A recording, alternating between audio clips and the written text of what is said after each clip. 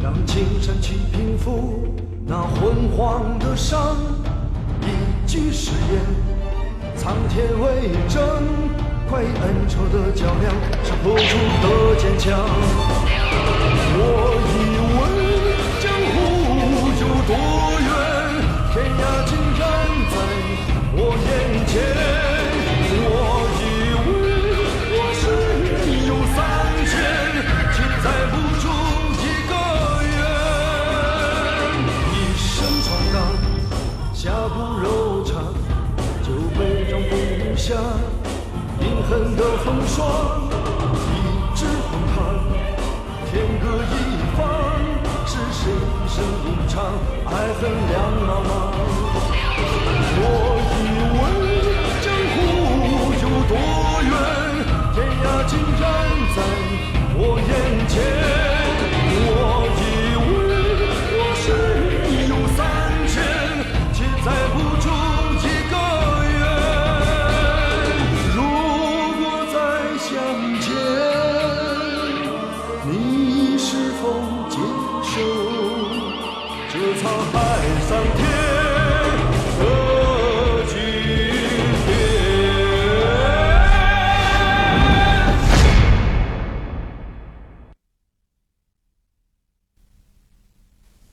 呀，嘘，我，哎，点，我再点，我来啦！哎呀，人家都被你点得痒痒了。师傅，这没法练，他们俩不配合，老动。行了，是叫你来学点学的，又不是叫你来玩的。你不要趁机吃我们姑娘的豆腐啊，要给钱的。谁吃豆腐了，师傅？你太冤枉我了，哪有这么吃豆腐的？再说了，师傅，我要别的什么都有，就是没钱。唉，不容易，真不容易啊！这真是太不容易了。师傅，你终于体会到我的不容易了吧？我手指头刚才这么长，现在都戳短了。你看，打我从娘胎出来长了眼睛以来，我就没见过像你这么笨的人。师傅，哪有为师这么骂徒儿的？你看我多认真，你看我现在2个手指头都戳到一边长了。我把我毕生所学都教给你了，点学有那么难吗？很难。哎呦，算了，行了，你们俩都先下去吧。是花姨。哎，待会儿我找你们去打牌啊！哎，你看，有那么难吗？点穴有那么难吗？啊！师傅，快解穴吧，动不了了。再试试。啊！哎呀！哎！这打又不行，点穴还不灵。看来我得教你另一门绝学了。师傅，请讲。教什么呢？有了，我决定教你轻功。师傅，你说我这腿能练轻功，我要是跑起来不得一溜坑啊！哎呀，成也行，不成也行。今后要遇到了敌人，你打不过人家，最起码你跑得比别人快。哎，行了，别啰嗦，走吧。师傅，快解开徒儿的穴呀！哎呀，忘了。哎呀，师傅，走吧。哎呀，快点！哎呀，平时吃饭的时候比谁都快，怎么走起路来比乌龟还慢呀你啊？你忘了我是龟奴了？我是职业的龟奴，注意操守。哎，你不是要教我轻功吗？跑到这儿来干什么？哎，我带你来这里是要找一本绝世的武功秘籍。武功秘籍啊，藏在这屋里了。我最爱找东西了，藏哪儿了？哎，这里吧。啊，你别拿我花瓶，拿花瓶干什么呀？我跟你说啊，这本武功秘籍啊，是我死去的相公生前留给我的，我当然要把它藏在一个非常非常隐秘的地方。快告诉我在哪儿啊？你脚底下。啊？退呀！哎呀，退呀！退！啊！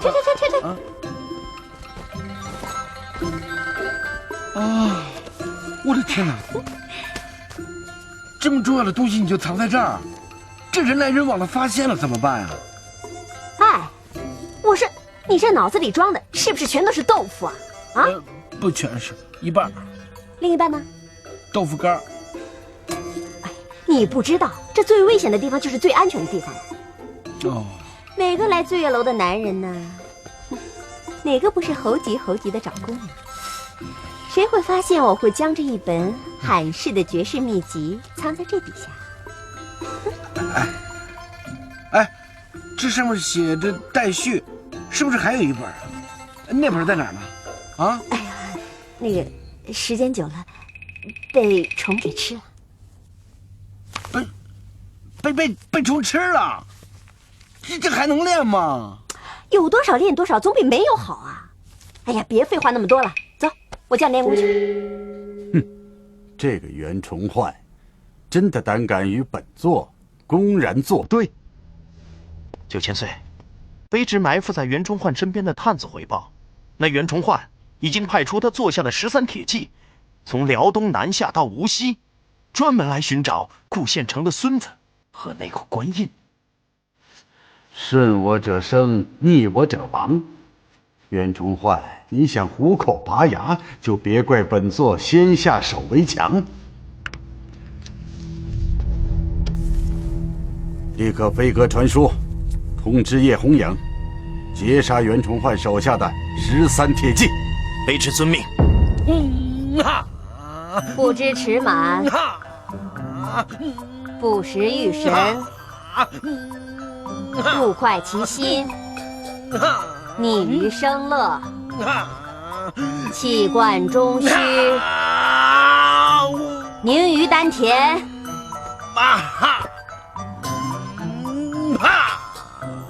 花姨，你太执着了，可惜呀，白费心机了。你念了那么久，口渴了吧？喝杯水吧。不喝不喝，小宝贝儿，你没看见我正在教马尚飞练功夫呢吗？哎，马尚飞，我这么一个字一个字给你解释的那么清楚了，你听明白了吗？哎呀，差不多吧，能明白一半。我正按照你说的秘籍上的方法运气呢。你开窍了。花姨，我可以负责任的讲，7窍我已经开了6窍了。啊？7窍只开了6窍，这什么意思啊？就是一窍不通。什么？我费了半天劲，不吃不喝的教了你半天，你居然一窍不通？那你怪谁啊？你嘁里喀啦哇啦哇啦说半天，也不管我听得懂听不懂，叫我怎么开窍？朱见了你，也会让你给气死。朱见了我，那就是你了。我哎，冬晴，哎，你们怎么来了？这说来话长了。二位是？我们是顾大人的孙子。不，他是孙子，我是孙子的随从。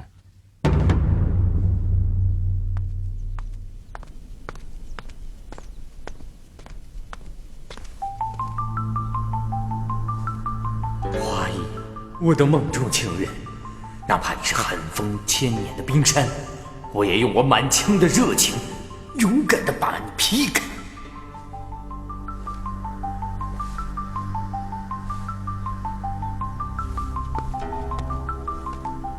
什么？连你们风尘双侠都不是叶红影的对手？只怕这次事情以后，你们会引起官府的注意，所以二位不能再留在无锡城了。也好，既然已经找到了顾大人的遗孤，我和师太赶紧带着孩子前往辽东，交给袁将军。什么？就你们俩现在这个样子，还想带着人怨出城啊？今天你们俩没杀得了叶红影，这样子肯定被认出来了。官兵肯定也加强了戒备，想抓你们俩。我敢保证，今天啊，你们只要一出这个醉月楼，肯定走不出半里地的。二位，还是先请你们说说见到袁大将军的情况吧。袁将军已经答应了，他会派出13铁骑南下无锡接应你们。既然如此，二位还是暂时先留在醉月楼，等13铁骑到齐了再做打算吧。不可，我们不能留在醉月楼，以免连累冬青姑娘和花姨。可是，这官兵把守严密，又有什么法子可以让你们两个混出城去呢？花姨，别急，大伙儿别急，我想个好办法。有了，哼哼，这样，你和你装成新郎和新娘，混在迎亲的队伍里，我们掩护你出城。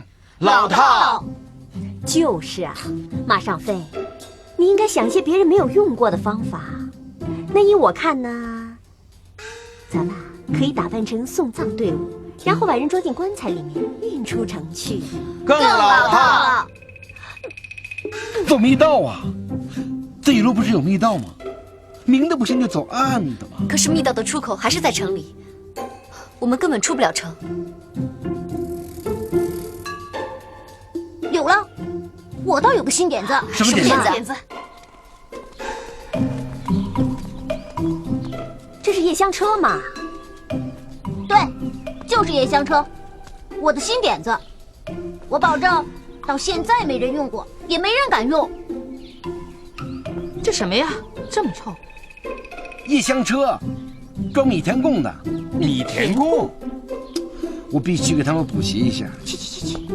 米田共，如果斯文点讲，就是把3个字摞在一起念粪。如果粗俗一点呢，也可以叫做大便，或者叫粑粑。啊？不会吧？会，你们都会，我也会。哎，人人这办法我看行。这守城的官兵啊，谁也不会想到，这鼎鼎有名的风尘双侠，居然会躲在这么臭的大便车里。有道理，这夜香车人见人躲，守城的官兵一定不会仔细搜索的，只是要辛苦二位了。可是我仙风道骨，岂可与大便为伍？可否想些别的主意？当然有，如果不要命，就可以不上车。还是要命吧。哦，可是这总得有个车夫，把这夜香车送出城去啊。谁去当这个车夫？哎，我来吧。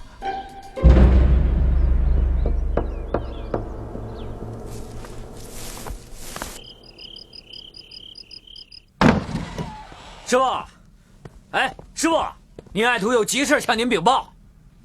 哎，怎么没人呢？这3更半夜的，跑哪儿去了？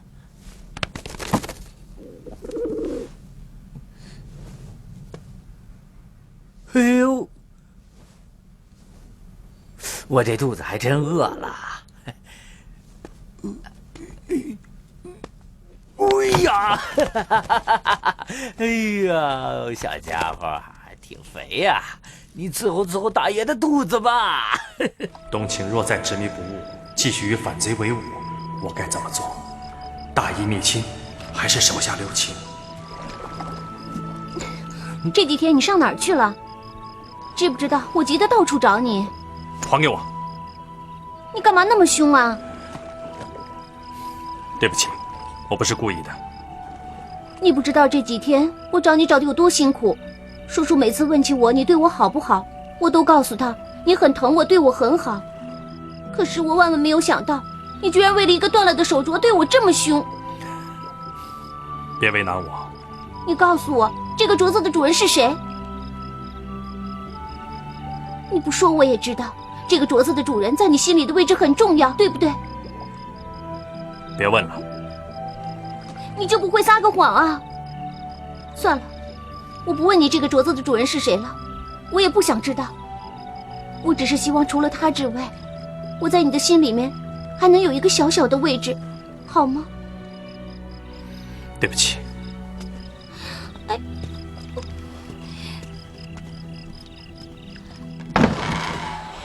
真香啊！哎呦，师傅，哎，师傅，您可回来了？您看天都快亮了，我等了您一整夜。不许叫我师傅。哎，我说过，我从来没承认你是我徒弟。哎呀，师傅，您不认我这个徒弟无所谓，啊，但是您这个师傅我是认定了。您饿了吧？你看，徒儿我为了孝敬您，给你烤了个鸽子，来，快趁热吃了吧。啊，哪儿来的？在你窗口捡的。什么？你说这事儿说来也奇怪，这鸽子脚上还绑了这个，它也不嫌累。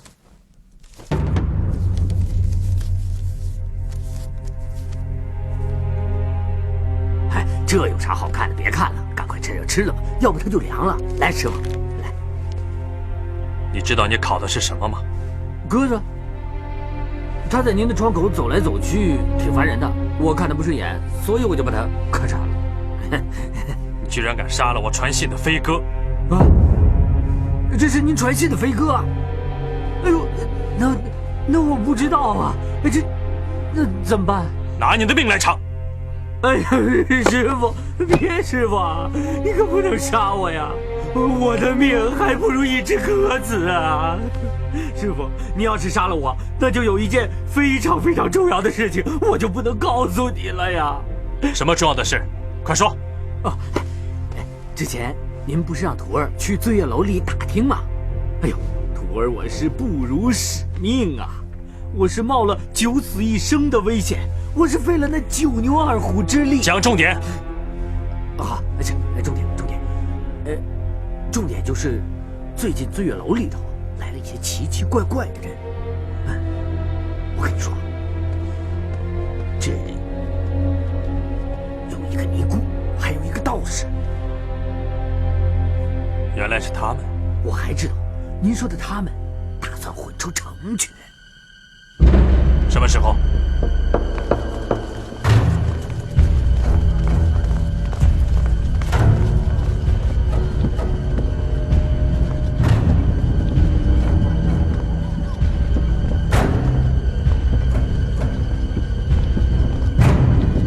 停！哟，官爷，官爷，你拉的什么呀？哦，夜厢车。夜厢车。要不您检查检查？好了，行，算了，走。那谢谢官爷啊，谢谢官爷，走，快走！朝廷重犯，休想走！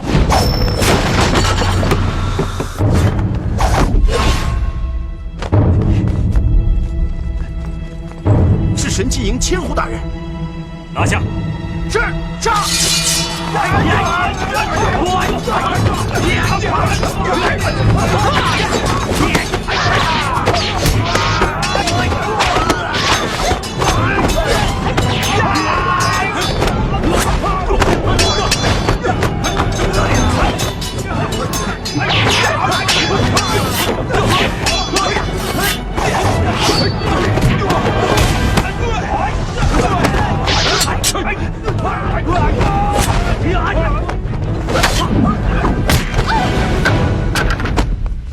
师太，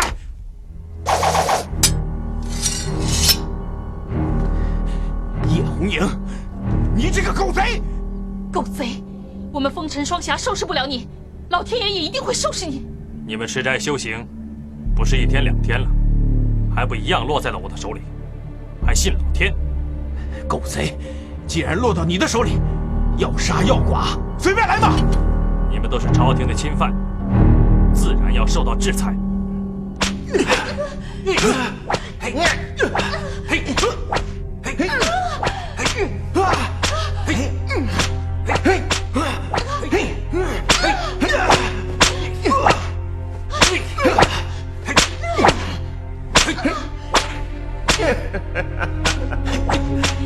这风尘双侠作恶多端这么多年，搞得本官我是寝食难安啊！叶千户，你将他们绳之于法，那真是为9000岁立了大功一件。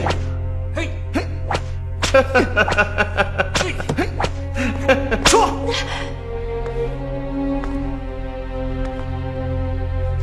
师太啊，这又何必呢？你还是从实招了吧？啊！你这个畜生，要杀要剐，随便你，干脆来道利索的吧。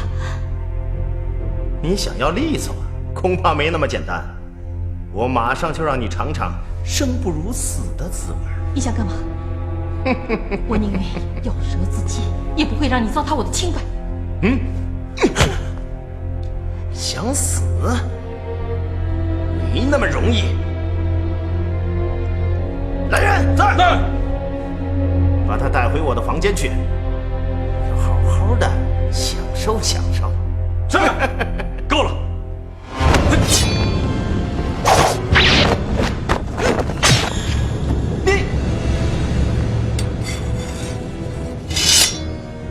自会向义父交代。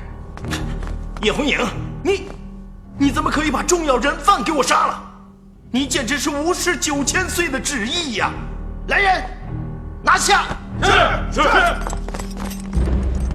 不许伤害我红影哥哥！你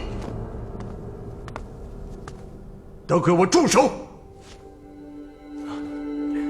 义父，叔叔。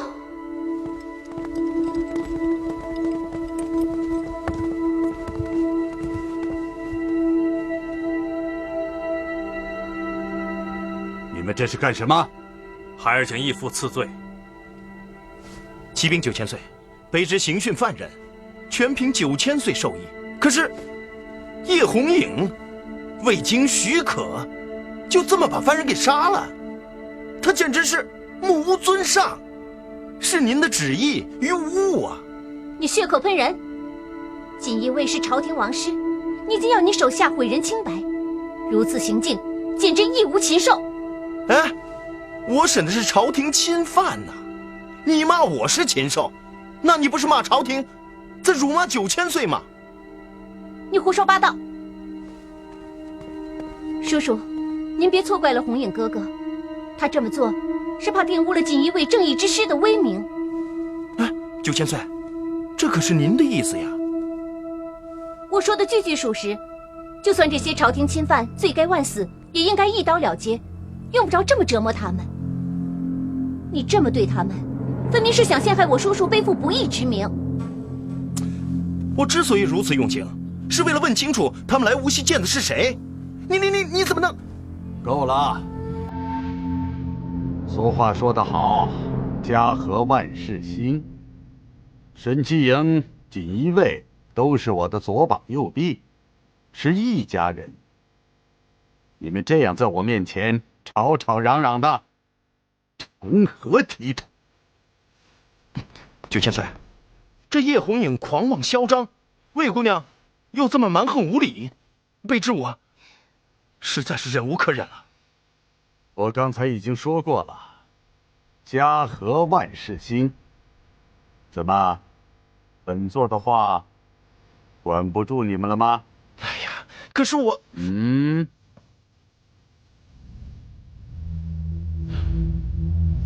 卑职遵命。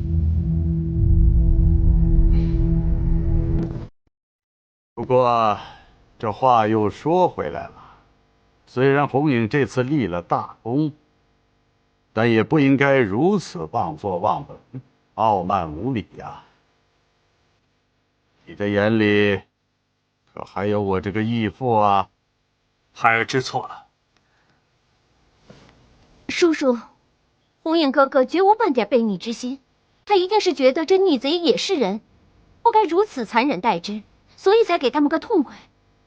你不用替他说好话。红影，对敌人的仁慈，就是对自己的残忍。念你今日有功的份上，本座就不予追究了。但是，不可以再有下一次，明白吗？孩儿明白。本座向来赏罚分明，待铲平东林党反贼之后，回到京城，本座必奏请皇上，为你加官进爵。谢义父。卑职尚有一事不明，想要请教叶千户。你讲这话是什么意思？禀报9000岁，据守城官兵禀报，事发当时，叶千户似乎早已经知道两个人是乔装改扮，于是一举把他们拿下。所以卑职猜想，叶千户也应该知道他们俩是从何处而来吧。如真所言有理。红影啊，你是不是真的知道那些反贼藏匿的踪迹啊？义父，我……红影，难道你真的有什么难言之隐？叔叔，红影哥哥绝不敢对您有半点欺瞒之心。他之所以能够洞察先机，是因为一早派出了探子，一路打探，并洞察逆贼的一举一动。哦，那既然如此，叶千户派出的探子也应该跟您禀报，他们2个都去过什么地方了吧？潘如真，你别为难我红影哥哥。哎呀，我不是为难，我是真弄不清楚呀。九千岁，这事儿一定要查个水落石出啊！放肆！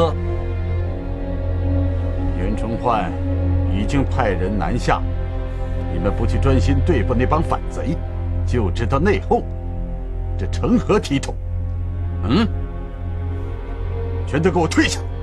是，叔叔。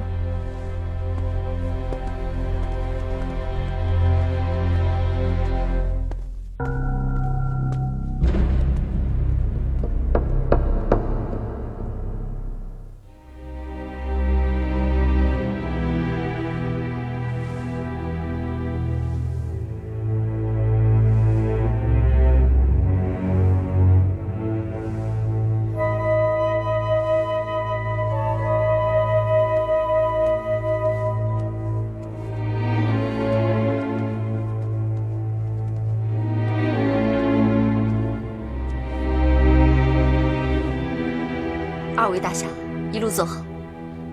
我杨冬青对天发誓，一定会为你们报此血海深仇。你想要替他们报仇，恐怕不是这么容易。你想想，这汉天道长还有玄禅师太，他们在江湖上也算是闯出了名号的人物，能这么轻易的着了道，恐怕不是那么简单的。哪怕这凶手是3头6臂，我杨冬青也神挡杀神，佛挡杀佛。话是可以这么说，就怕真的找到了凶手，要你真的把心这么一横，那可就难上加难了。你这话什么意思？难道你知道凶手是谁？凶手是谁，我不敢肯定，但是风尘双侠的武功绝对在你我之上，所以我想，凶手很有可能就是他。是谁？这还用问吗？这人跟你青梅竹马，你早就认识了。叶红影。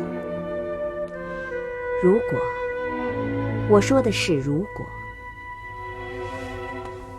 果风尘双侠真的是死在他的手里，你真能狠得下心来报仇？我会的。如果叶红影真的丧尽天良，我杨冬青对天发誓，一定会为他们报仇的。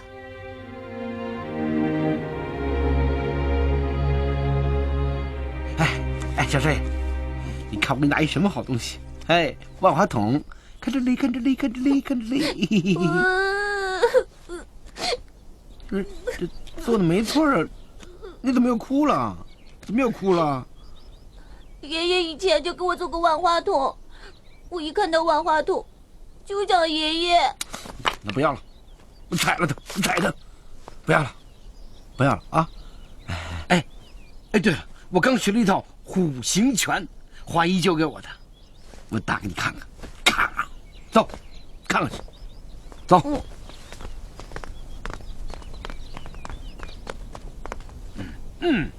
哈，嘘，呀，哈，怎么还哭啊？是不是被我这套拳法震撼了？哎呀，怎么哭得更厉害了？胖不是你的错，但是出来吓唬人就是你的不对了。我刚才打的挺好的，多逍遥啊！虎形，咔！你像一头逍遥的猪。真没眼光。哎，对了，还有一招，我给你找个石头去啊。英雄哥哥。哎，你干什么你？你干什么呀你？英雄哥哥，马尚飞说你是坏蛋，我不相信。我知道你是好人，你就别杀马尚飞了。我爹娘死得早，爷爷也被坏蛋给杀了，就剩我和他无依无靠了。英雄哥哥，你就别杀他了，留下我一个人多可怜啊！我知道你喜欢我，那就算是爱屋及乌吧。你就别杀他了，我求求你了，我求求你了。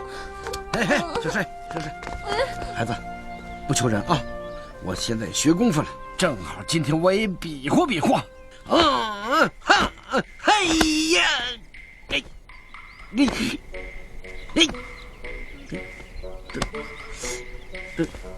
怎么了这？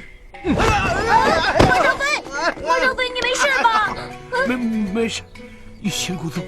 哎呀，扶我起来！哎呀，这小子下手挺重啊，热身了啊！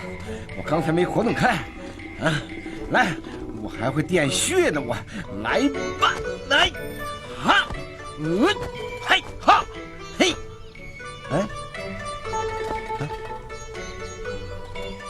是不是被我点中了？没反应了，哈哈哈！我呀，咦呦！我不是来找你们的。那就好，那你来找谁？我知道他来找谁，他是来找死的。嘿，我不想上任，别逼我。是谁逼谁呀？你这条魏忠贤的走狗，都跑到这儿来了，是我逼你还是你逼我？阿姨，狗贼，有我在，休想伤到我师傅一根汗毛。师傅，我上吗？切，就你那三脚猫功夫，少在这里丢人现眼，赶紧带人院走吧。我不走，英雄哥哥，你别伤害花姨，你救过我，我们是朋友。我跟你说过，我没有朋友。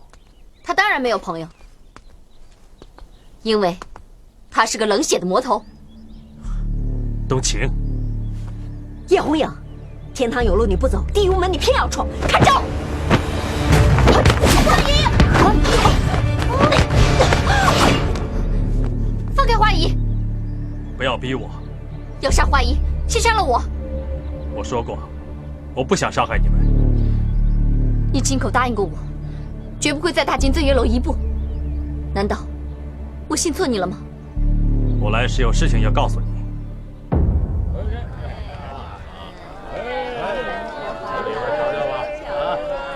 卖玉佩了，姑娘随便看看吧。真漂亮，要是戴在红影哥哥身上肯定好看。老板，这玉佩多少钱？10两银子。不要了。啊，好。哎，你银子，好，给。啊，好，给你。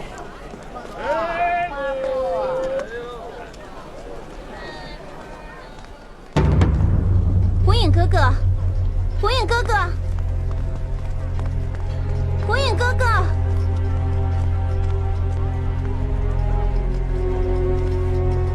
醉月楼，火影哥哥怎么会来这种地方？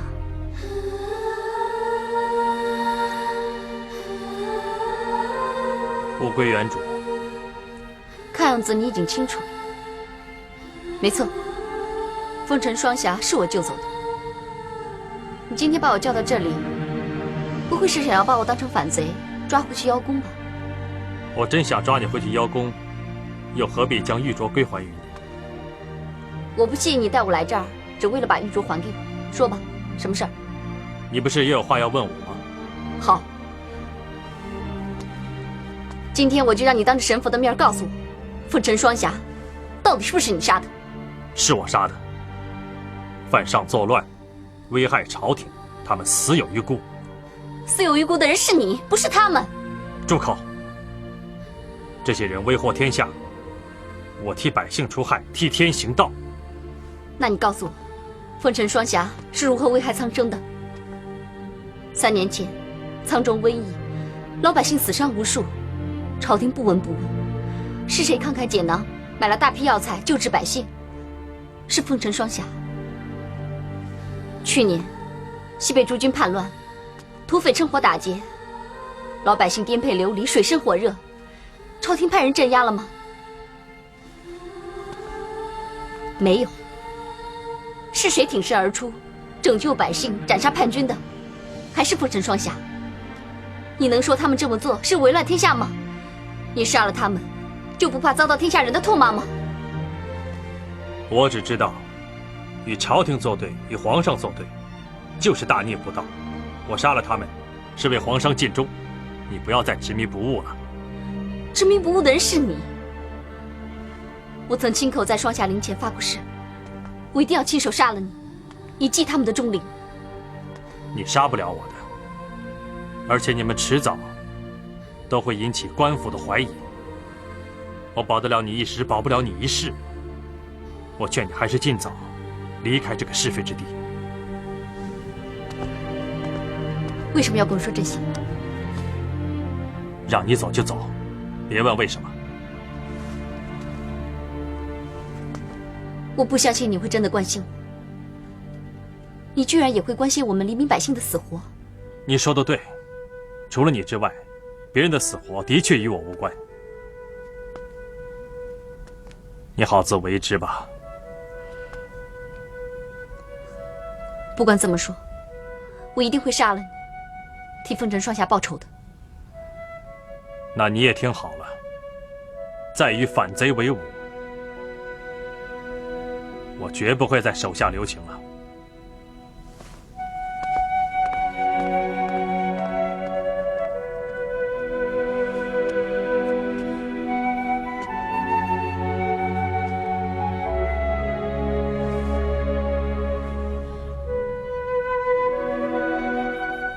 我们的重逢，为什么竟是兵戎相见？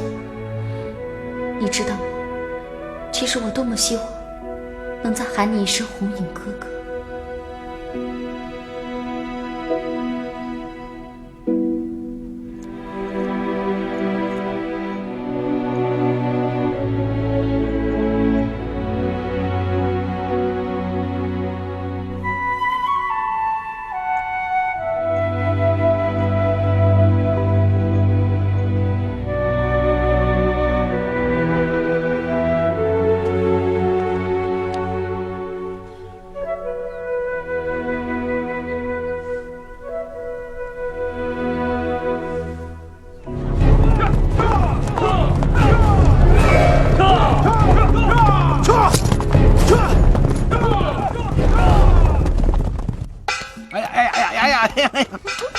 你们干什么呀？你们呀，差不多就行了，弄了我一上午了，把我弄成这样，你们到底要干什么呀？哎呀，告诉你别乱动，别乱动！你这样乱动，我们怎么给你穿衣服啊？我以前都是伺候别人的，你们现在把我伺候成这样，我真受不了。再说你们把我弄成这样，好玩是吧？是花姨的意思，难道你敢不听？就是嘛。花姨，我说你把我折磨成这样，连我老娘都认不出来了，这以后我还怎么回家呀？对，我就是要让人家认不出你们俩来。你看，我这小宝贝儿啊，换上了女孩子衣服，多好看，多漂亮啊，像个大姑娘似的。哎，马尚飞，啊，你那个猪脑袋给我记清楚了啊！以后不许叫人院小少爷，改口叫大小姐。为什么呀？你别问为什么，我给你掰开揉碎了解释，你也不懂。你省点心吧，我说怎么叫就怎么叫，照我的话去做，听见了没有？豁出去了，我再弄一把。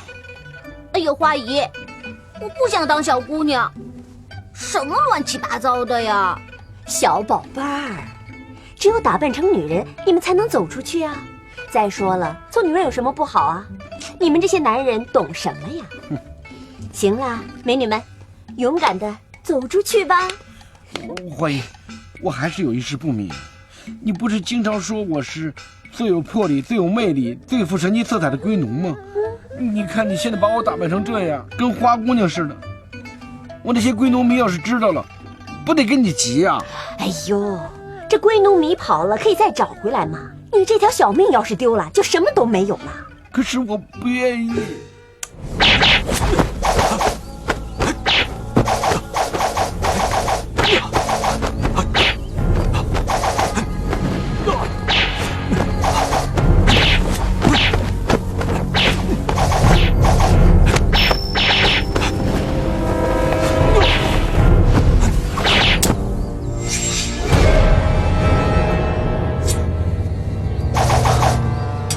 哥哥，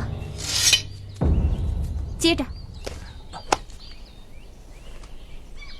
不是酒，是水。我知道你一发疯就要找水洗手，怎么不爱听了？在我练剑的时候，不希望被人打扰。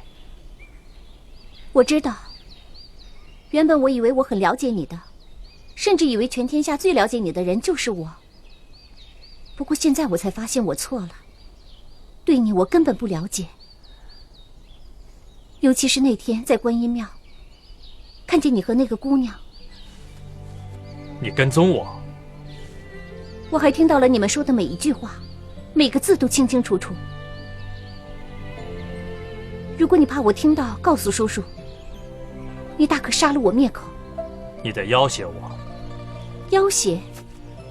叶红影，虽然我对你不了解，但是你应该清楚，我会怎么对你。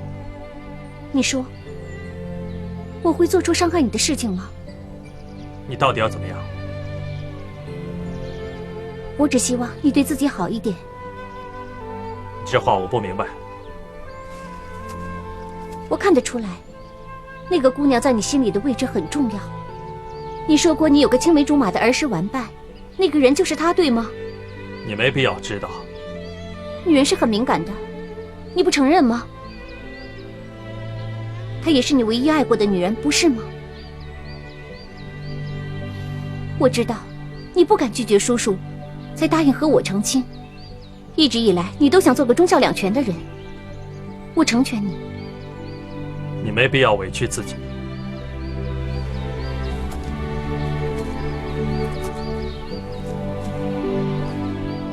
我没有委屈自己。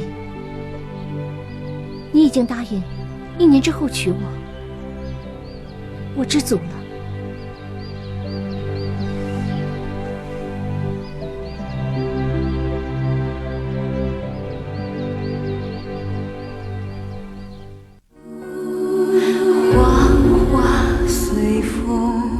尘缘微若滴，铜镜离墨，胭脂红灯，远方一路烟雨迷蒙。月落无声，照一世浮萍，千回百转到了曲中，还不见你的踪影。藏在岁月的屏，不忍拆封，只愿它还会让我们紧紧相拥。散落的爱藏在岁月的屏，不忍拆封，只怕它装不下我们来世今生。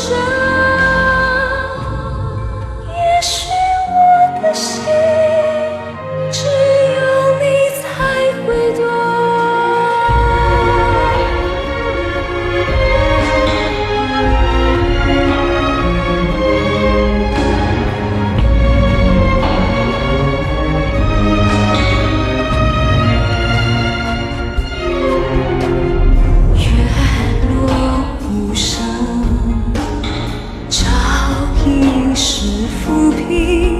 千回百转到了曲中，还不见你的踪影。散落的爱藏在岁月的屏，不忍拆封，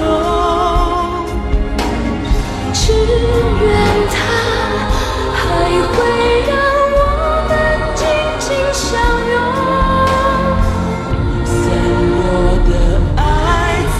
在岁月的屏，不忍拆封，只怕它装不下我们来世今生。